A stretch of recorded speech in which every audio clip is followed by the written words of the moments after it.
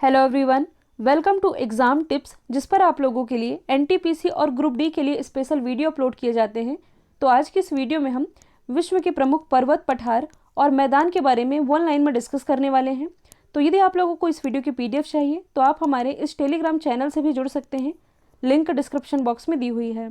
पहला क्वेश्चन है कि जो स्थल मंडल है जिस पर हम रहते हैं, इसके कुल क्षेत्रफल का कितना प्रतिशत ये पर्वतों से घिरा हुआ है।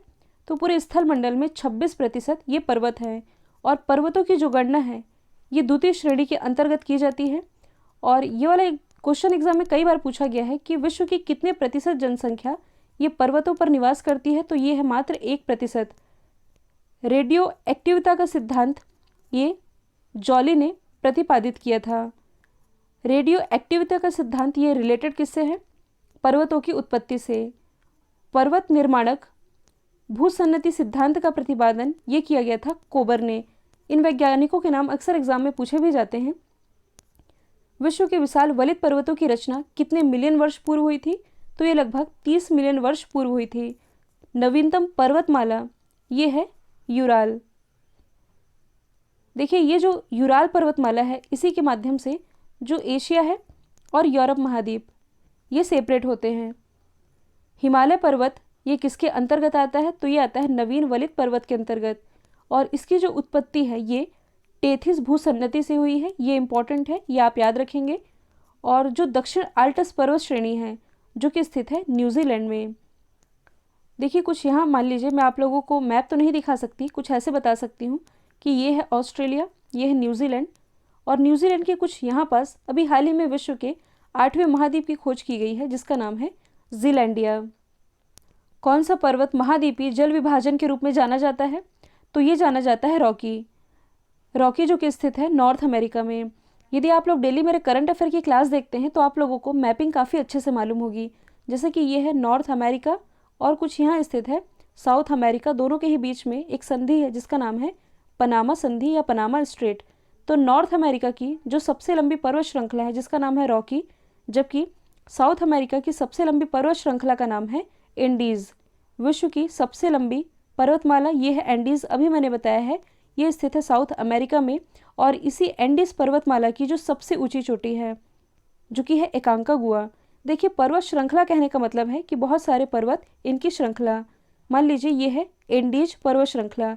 इसी एंडीज पर्वत श्रृंखला की जो सबसे ऊंची चोटी है जो कि है माउंट एकांकागुआ, साउथ अमेरिका में स्थित है। विश्व की सबसे ऊंची पर्वत चोटी माउंट एवरेस्ट ये किस देश में है? तो ये स्थित है नेपाल में। नेपाल में इसे सागर माथा के नाम से जाना जाता है।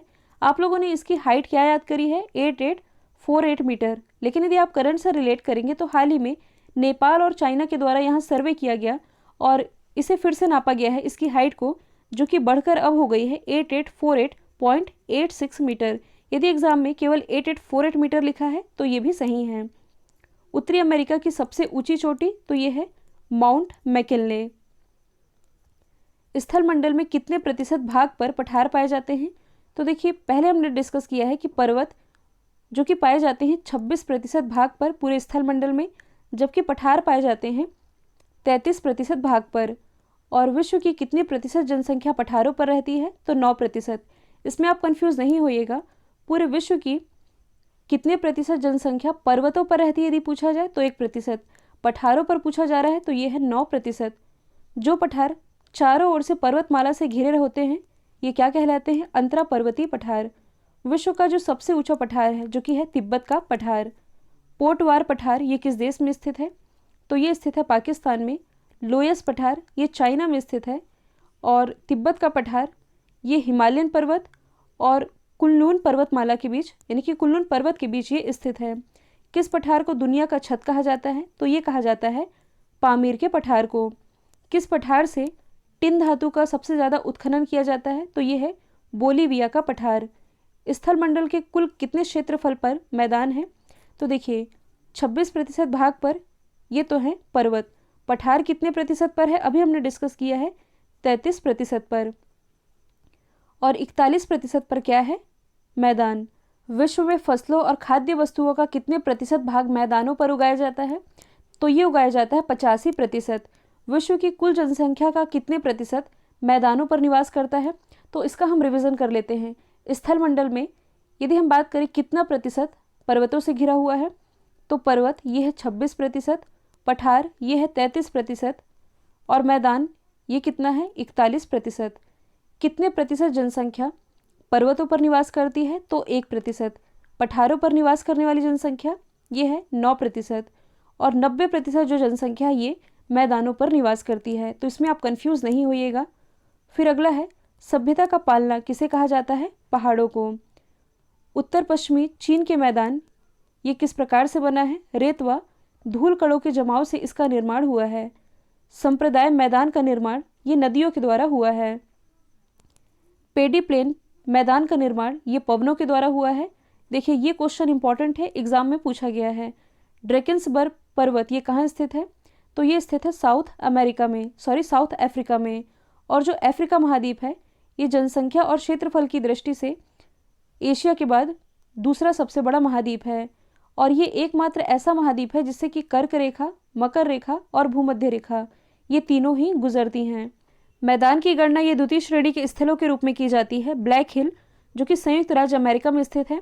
आप लोगों ने 5 ग्रेट लेक या 5 महान झीलों के बारे में सुना होगा जो कि नॉर्थ अमेरिका में ही स्थित है। कौन कौन सी हैं, lake superior, lake Michigan, lake eerie, lake Ontario और लेक ह्यूरन। यही है 5 ग्रेट लेक्स, जिसमें कि जो लेक मिशिगन है ये एकमात्र ऐसी लेक है जो कि पूरी तरह से यूएसए में स्थित है।